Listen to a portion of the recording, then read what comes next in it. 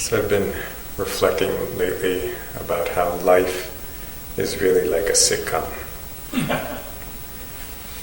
If you think about it, almost every sitcom, it basically has one plot. It's kind of many versions of one plot. And basically the plot is that at the beginning of the show, someone does or says something foolish. Someone makes a little white lie, or does something, makes a mistake, or doesn't tell somebody something that they should have told them. So that's the setup. Something. Lucy loses her wedding ring, or on Seinfeld, George tells his date that he's a member of Mensa, something like that. some little mistake, or white lie, or misunderstanding. And then most of the half hour is taken up with the main character trying to cover up or hide or make up for this mistake that they made. Sort of fake it, keep everybody fooled. And then, of course, it gets more and more ridiculous as they go. And then eventually they can't, it's like they have too many lies going, too many balls in the air. They can't keep it up. And the truth comes out. Ricky turns to Lucy and says, "Lucy, tell me what's really going on now." And Lucy starts to cry, and admits that she lost the wedding ring. And then all is forgiven, and life goes on. We replay that in lots of ways. That's a lot of the drama in our life. And yet, our whole life is, in a sense, a sitcom. Because we make this really simple mistake. Have this very simple misunderstanding, very innocent misunderstanding that we are this body, we are this mind, we are the personality, the ego that is generated by that misidentification. And then, because it's not real, because it's not true, we spend our whole life trying to cover up how unreal that feels, how incomplete, how fake, how not true that feels. We go through all kinds of crazy machinations just to keep the illusion going, the little white lie going, until it's like it starts to wear itself out. This sense of that you can't keep yourself fooled, you can't keep other people fooled. And of course, just like in the sitcom, where eventually the awareness of the truth is just too much for the reality is too much for the cover-up to continue. So in our life, the antidote to all of our struggles, all of the effort that we go through to try to keep that illusion going, the antidote is simply awareness. It's when there is awareness meeting that whole activity. There's nothing really that needs to be done. It's just when awareness and our experience come together, when there actually is awareness of our experience, then these false structures, these ways that we hide our true nature even from ourselves, they can't withstand that light, that attention, and they start to dissolve. There's no formula for how fast that happens. It happens whenever there is awareness and experience together. Awareness and the reality of what actually is present. But whether that happens suddenly in a big flash of awakening, or whether it happens gradually, there's no formula for it. And so in a sense, a lot of the teaching, a lot of the practices, everything that directs us towards this possibility, towards this opportunity to bring awareness to our experience, a lot of it really boils down to just slowing down. Again, there's no formula for how long it takes. And again, it's not that the dissolving is not something we do. It's not it's not a further activity of our mind. It's simply bringing awareness to our mind.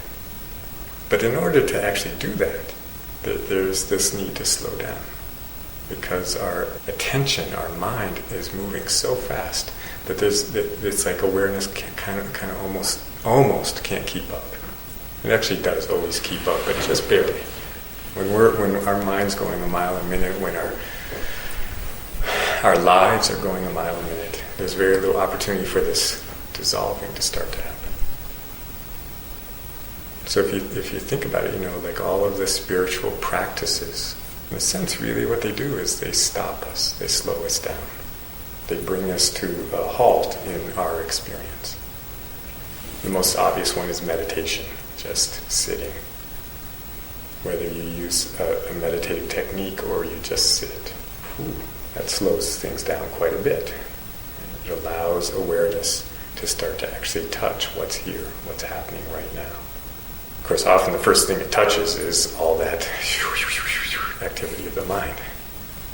But even inquiry, even all the spiritual mindfulness practices, these are all ways of bringing this awareness to the present moment in a way that where it actually touches. And not only touches, but like caresses, really tastes the moment, really takes a moment to really take in what's happening right now.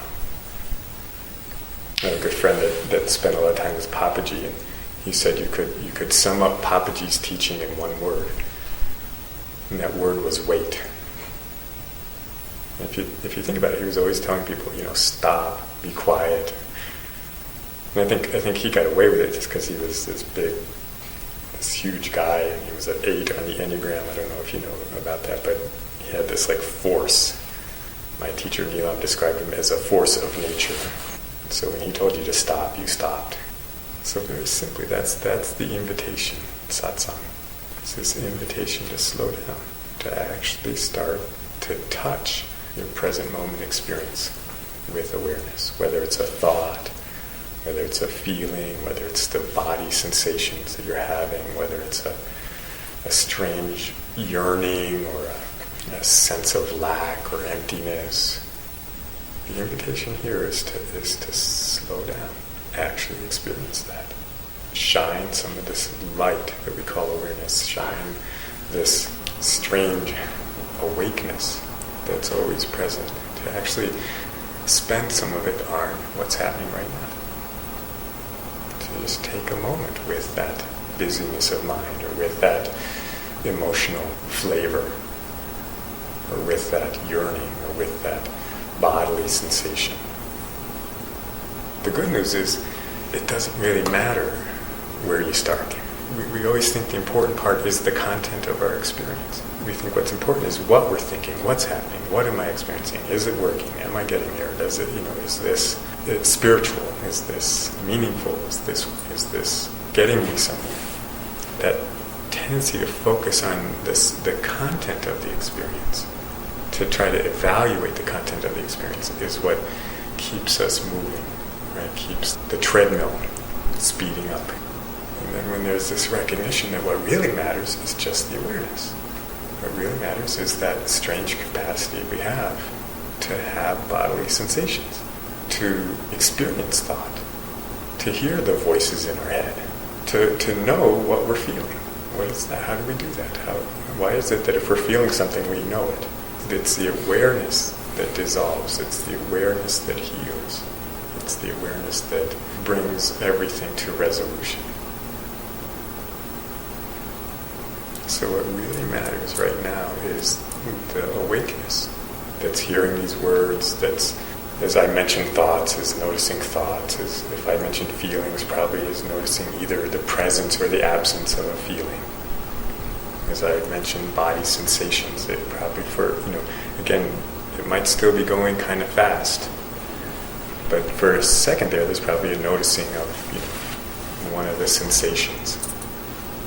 Something about the chair that you're sitting on, temperature of the air, or just the sounds in the room. And what happens right now if you just slow down and really experience not so much the content of thought, but the arising of thought, the strangeness of thought. What happens if you slow down and notice if there is emotional flavor, or if there's a relative absence of emotional energy? What happens if you stay with that? Either stay with the flavor of this moment, or stay with the kind of neutrality, or the absence, or possibly a sense of emptiness. Ideally, the way you would eat chocolate, where you don't... It's like ideally, if you're eating chocolate, you put it in your mouth and you see how long You can hold out before you have to swallow. It's like just really let the taste buds really touch every piece, every layer as it melts. What happens right now if you just touch your thoughts that way? If you just look within with that delicacy and that willingness to take some time. A lot gets made of the moments or the periods in life when things dissolve dramatically. There's a wonderful freeing sense in that. It can also develop this appreciation for this awareness itself.